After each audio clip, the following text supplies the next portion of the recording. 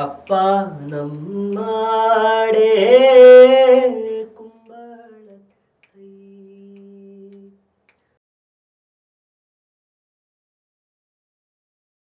ഏറ്റവും വലിയ അച്ചീവ്മെന്റ്, ലൈഫിലെ ഏറ്റവും വലിയ അച്ചീവ്മെന്റ് ആയിട്ട് തോന്നിയിട്ടുള്ളത് എന്താ മന്നെ?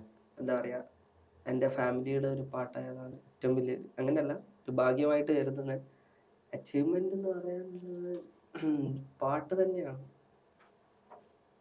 സൗണ്ട് എനിക്ക് നൽകിയതല്ലോ പറഞ്ഞിട്ടുള്ളതാണ്. കാരണം എൻ്റെ ഈ സൗണ്ട് കാരണമായിരിക്കണം ഇത്രയും ഇവിടം വരെ എത്തിയത്.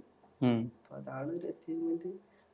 പിന്നെ സർ കമന്റിട്ടത് ഏറ്റവും വലിയ അച്ചീവ്മെന്റ് ആണ്. ഇതുവരെയുള്ള എൻ്റെ കരിയറിലെ ഏറ്റവും വലിയ അച്ചീവ്മെന്റ് സാർ ഇപ്പൊ കമന്റ് ഇട്ടതാണ്. അപ്പൊ നമുക്ക് വീണ്ടും റഹ്മാൻ സാറിന്റെ കമന്റിലേക്ക് തന്നെ ഒരു കമന്റ് ഇട്ടതിന് ശേഷമുള്ള അമലിന്റെ ലൈഫിൽ ഇമ്പാക്ട് എന്തായിരുന്നു? അങ്ങനെ എങ്ങനെയാ ഉണ്ടായിരുന്നു ആ ഒരു ഇത് ഇമ്പാക്ട്? എല്ലാം വളരെ പെട്ടെന്നായിരുന്നു. കണ്ണടച്ച് തുറക്കും മുമ്പ് എല്ലാം തീർന്നു. സാർ കമന്റ് ചെയ്യുന്നത് ഒട്ടും പ്രതീക്ഷിച്ചിട്ടില്ല. ഞാൻ അങ്ങനെ ഒരു ഇതേ മനസ്സിൽ പോലും ചിന്തിച്ചിട്ടുണ്ടായിട്ടില്ല. സാറ് കമന്റ് ചെയ്തതിന് ശേഷം തന്നെ ആദ്യം ഹർഷി എന്ന് പറഞ്ഞൊരു ഫ്രണ്ട് ഉണ്ട്. അപ്പൊ ആളിങ്ങനെ ആദ്യമായിട്ട് മാതൃഭൂമിയിലൊരു ഫീച്ചർ കൊടുക്കുന്നതാണ്. അപ്പൊ അതിന് ശേഷമാണ് പിന്നെ വളർന്ന് വരുന്നത്.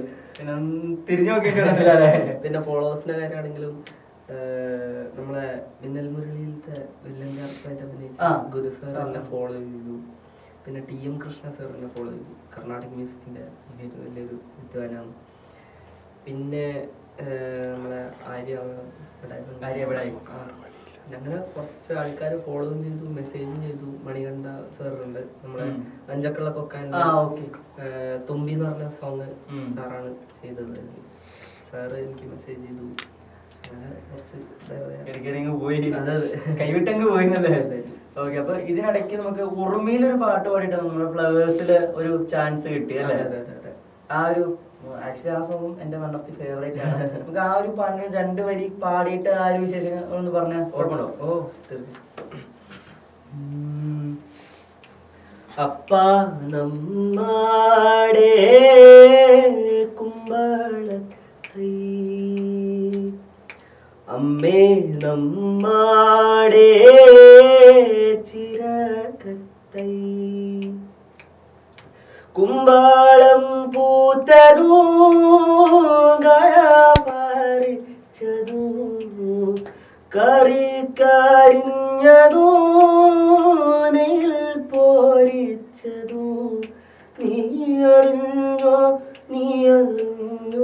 കറുത വെണ്ണെ കുഞ്ഞോളെ നീ അറിഞ്ഞോ കറുത വെണ്ണെ.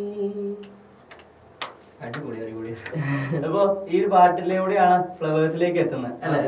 അങ്ങനെയുള്ള ഫ്ലവേഴ്സ് എക്സ്പീരിയൻസുകൾ അടിപൊളിയായിരുന്നു. ഇപ്പൊ ആദ്യമായിട്ടായിരിക്കും ഒരു ടെലിവിഷനിൽ ആദ്യമായിട്ടല്ല വരുന്നത്, ആ ഒരു ഇതാണ് വരുന്നത്. അല്ലെങ്കിൽ ആദ്യത്തെ ഒരു ഇന്റർവ്യൂ ചിലപ്പോ അതായിരിക്കും. അതിന് മുമ്പ് ഇന്റർവ്യൂസ് കൊടുത്തിരുന്നു? ഫസ്റ്റ് ടെലിവിഷനിൽ ഒരു സ്ക്രീൻ, അതായത് മുഖം കാണിക്കുന്നത് ഫ്ലവേഴ്സിലാണ്. അതിനുശേഷം ഒരുപാട് ചാൻസുകൾ വേറെ ഏതെങ്കിലും ഷോസിലോ അല്ലെങ്കിൽ ഇവന്റ്സ് ഒക്കെ വന്നിരുന്നു? പിന്നെ അതിനുശേഷം കുറെ പ്രോഗ്രാംസും വന്നു. പിന്നെ ഒരു ചെറിയൊരു കോളേജിന്റെ ഉദ്ഘാടനം ചെയ്തു. അപ്പൊ കേറിപ്പോയി ഉദ്ഘാടകനായി. ഇപ്പൊ ഇതൊക്കെ കാണുമ്പോ നമുക്ക് ഈ ഒരു ലുക്കിനെ കുറിച്ച് നല്ലൊരു അത്യാവശ്യം നമുക്ക് പറ്റിയ എന്താ പറയാ, നമ്മളെ അഞ്ചക്കള്ളക്കൊക്കെ തന്നെ 2 ഇതുണ്ടല്ലോ, അവരുടെ ഒരു ക്യാരക്ടറൊക്കെ ചെയ്യാൻ പറ്റിയ ഒരു ലുക്കൊക്കെയാണ്. ഇല്ലാന്നുണ്ടെങ്കിൽ എന്താ പറയാ, നമുക്ക് ചിലപ്പോ വേറെ അങ്ങനെ 1-2 സിനിമകൾ ചെയ്യാൻ ഒരു നടന്റെ ഒരു ചായയൊക്കെ ഉണ്ട്. അങ്ങനെ ആ ഒരു മേഖലയിലേക്ക് നോക്കുന്നുണ്ടോ? ഞാൻ ഒരു സിനിമയിൽ അഭിനയിച്ചിട്ടുണ്ട്. തെറ്റാറില്ല. വിശേഷങ്ങൾ പറഞ്ഞേ. ഓഗസ്റ്റിലാണ് റിലീസ് ചെയ്യുന്നത്. ബീരൻ എന്ന് പറഞ്ഞൊരു സിനിമയാണ്. ഗോപി കുറ്റിക്കോൾ എന്ന് പറഞ്ഞ സാറാണ് ഡയറക്ട് ചെയ്തത്. അങ്ങനെ മനോജ് ഗോവിന്ദൻ സാറാണ് പ്രൊഡ്യൂസ് ചെയ്തത്. കൈലാഷ് ഏട്ടനാണ് അഭിനയിക്കുന്നത്. പിന്നെ മണികണ്ഠൻ സാറുണ്ട്, മണികണ്ഠൻ ആചാരി സാറുണ്ട്. പിന്നെ അവിടെ ഒരു തുളു ക്യാരക്ടർ ഉണ്ട്, നമ്മളെ അരവിന്ദ് ബോളാർ എന്ന് പറഞ്ഞിട്ട് കർണാടകയിലുള്ള ആളുണ്ട്. അതെ അതെ, തുളുവും മലയാളം എന്ന് പറഞ്ഞ സിനിമയാണത്. 2 ലാംഗ്വേജ് മിക്സ് ആണ്. അല്ല മിക്സ് അല്ല, തുളുവിലും ഉണ്ട് മലയാളത്തിലും ഉണ്ട്. അങ്ങനെ അതായത് 2ലും ഷൂട്ട് ചെയ്തിട്ടുണ്ട്, 2 ലാംഗ്വേജിലും. ഡബിങ് അല്ല, ഡബിങ് അല്ലാതെ ഷൂട്ട് ചെയ്തിട്ടുണ്ട്. ഒരു ഇപ്പൊ ഒരു സീനാണെങ്കിൽ വീണ്ടും മലയാളത്തിലും ഷൂട്ട് ചെയ്ത് വീണ്ടും അതെ തുളുവിലും ഷൂട്ട് ചെയ്ത് ആ രീതിയിലല്ലേ. അതിലേക്ക് എങ്ങനെ എത്തിയത്? അതിലേക്ക് എത്തുന്നതെന്ന് വെച്ചാൽ ആദ്യം അമ്മയുടെ കൂടെ വർക്ക് ചെയ്യുന്ന ഒരു അഷ്റഫ് സാറുണ്ട്.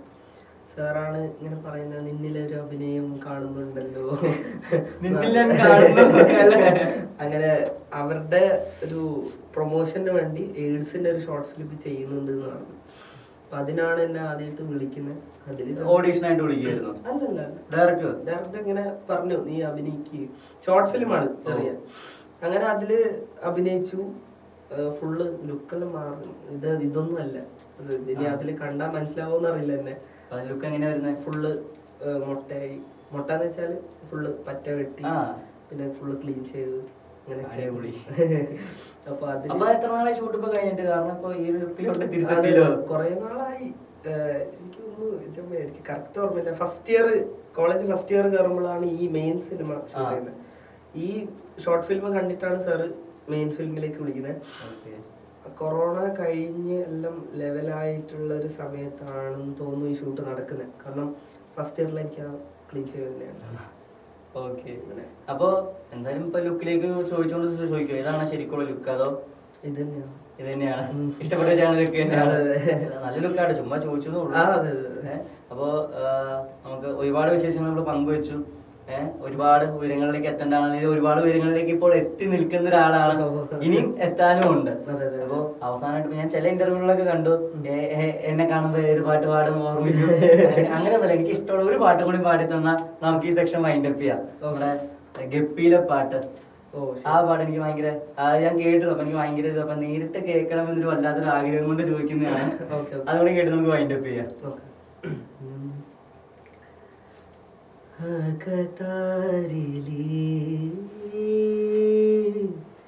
ചെറുതേങ്ങൾ മാനിടും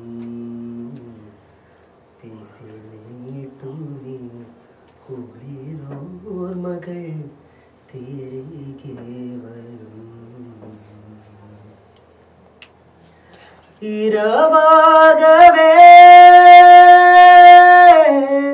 പകലാകവേ കവിളത്തു നേരെ ചിരിക്കാത്തിടാൻ ഇതുവഴി ഞാൻ തുണയായി വരാം. ഇനിയൊന്നും കൂടെ നീത്തിടാം, തണലിക്കിടാം ഒരു നല്ല നേരം വരവേറ്റിടാ.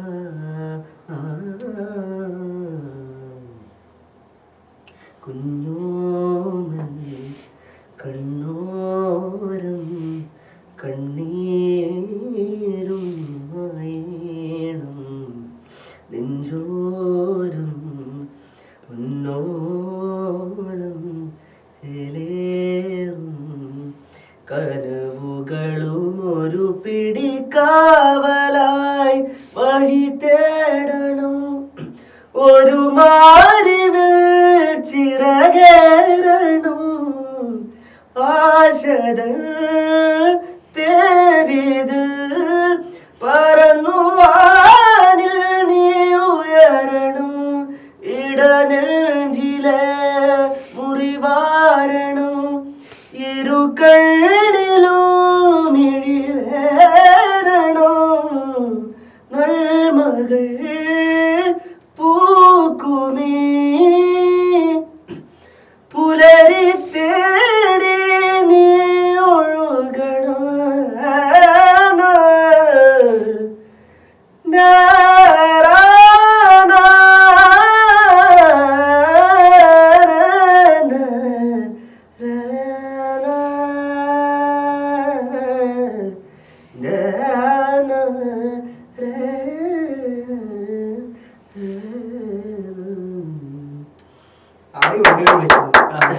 ആരെങ്കിലും ഉണ്ടോ വിസിലടിക്കാൻ? എനിക്ക് വിസിലടിക്കാണെങ്കിൽ ഉറപ്പായിട്ട് അടിച്ചാനെ. അപ്പോ ഇതാണ് നമ്മുടെ അമലിന്റെ വിശേഷങ്ങൾ. ഞാൻ മുമ്പ് മീരയോടൊപ്പം നിന്ന് പറഞ്ഞതുപോലെ തന്നെ അതേ കാര്യങ്ങൾ വീണ്ടും പറയുകയാണ്. ഇത് നമുക്കിടയിലുള്ള ഒന്നോ രണ്ടോ വ്യക്തികളുണ്ട്, ഇതുപോലെ ഒരുപാട് പേരുണ്ട്. ഇനിയും ഒരുപാട് കഴിവുള്ള, ഇനിയും ഒരുപാട് ഉയരങ്ങൾ എത്താനുള്ള അതിൽ ഒരാളാണ്, അല്ലെങ്കിൽ അതിലൊരു പ്രതീകമാണ് നമ്മുടെ കൂട്ടത്തിൽ നിന്നുള്ള അമല്. അപ്പൊ അമല് ഇനിയും ഉയരങ്ങളിലേക്ക് എത്തട്ടെ. വീണ്ടും ഒരുപാട് നല്ല സന്ദർഭങ്ങളിൽ ഉയരങ്ങളിലെത്തി നമുക്ക് വീണ്ടും കാണാൻ അവസരങ്ങൾ ഉണ്ടാകട്ടെ. എല്ലാവിധ ആശംസകളും. Thank you.